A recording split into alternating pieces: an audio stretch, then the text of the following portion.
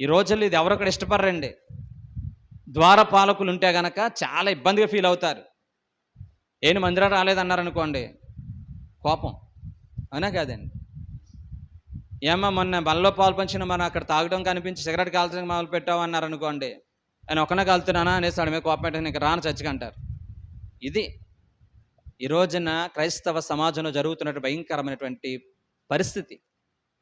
కానీ ఈరోజు నిన్ను పట్టించుకొని నీవు దేవునికి యోగ్యుడిగా ఉంటున్నావా, అయోగ్యుడిగా ఉంటున్నావా, దేవుని సన్నిధిలో యోగ్యంగా మార్చుకున్నావా, అయోగ్యంగా మార్చుకున్నావా అని చెప్పి నిన్ను గురించి నన్ను గురించి కనిపెట్టేటువంటి ద్వారపాలకులు లాంటి సేవకులు, ద్వారపాలకులు లాంటి అక్కలు, ద్వారపాలకులు లాంటి అన్నలు మనం కలిగి ఉండడం అనేది చాలా శ్రేయస్కరం.